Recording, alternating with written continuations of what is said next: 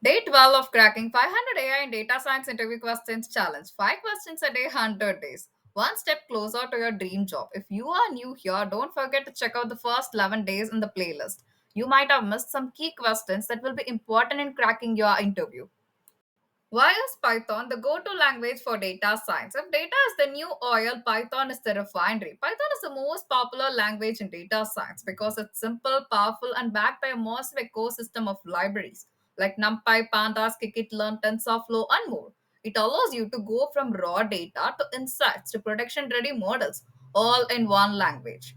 From exploratory analysis with Pandas to deploying models with fast API or Flask. Python gives you a unified readable workflow, and its community is so active that any problem you hit, someone's already solved it. That is the reason why Python is being as a go-to language for data science. What are the top 5 Python libraries every data scientist should know? With the right tools, Python becomes a data science powerhouse. Here are the essentials. Numpy for fast numerical computation and arrays. Pandas for data manipulation, cleaning, and analysis. Matplotlib and Seaborn for visualization and storytelling. Scikit-learn for traditional ML models and evaluation.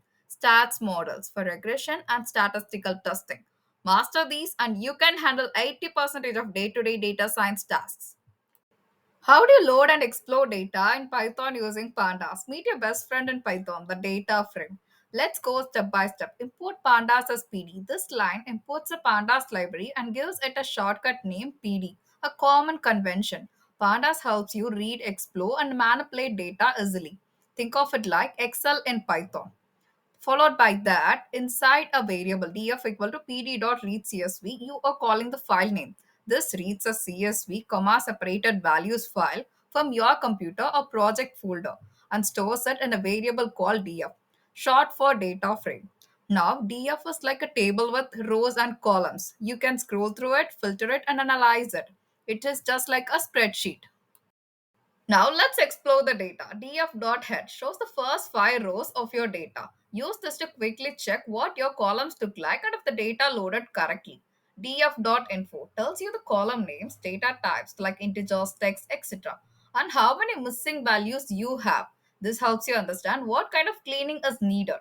df.describe gives you basic statistics like mean, median, mode, minimum value, maximum value, and standard deviation of each and every column for numerical columns. Use this to spot outliers, errors, or trends. Together, these 3 lines are your first look into any data set. What is the difference between a list, NumPy array, and Pandas series? Same data, different powers. List. Basic Python collection, flexible but slow for numerical tasks. NumPy array, which is fast, fixed type structure for mathematical operations.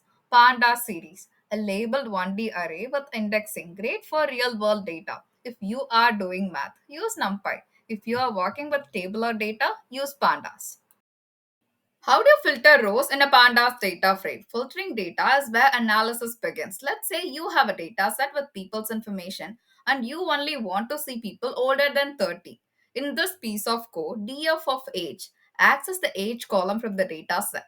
df of age greater than 30 returns true or false for each row based on whether the age is greater than 30 or not. And finally, df of whole values wraps this condition to filter the rows. So this gives you only the rows where the age is greater than 30. Now let's do something a bit more advanced. Suppose you want to filter your data to show only people who are both over 30 years old and male. Here's how you do it. Look at this piece of code. Let's break that down. df of age greater than 30 checks if each person's age is greater than 30. df of gender equal to male checks if their gender is male. We combine both using this symbol, which means and. So both conditions must be true for a row to be included. One important note: wrap each condition in parentheses or Python will throw an error. The result, you get a filter table with only the people who are male and older than 30. Simple, powerful, and readable. Today's pro tip: Python is not just a language, it is a mindset. Think in data frames, think in arrays. The sooner you get comfortable manipulating data, the faster you'll start thinking like a data scientist. Start small, run simple experiments, and don't fear errors. They are your fastest teachers. Day 13, we level up with real feature engineering.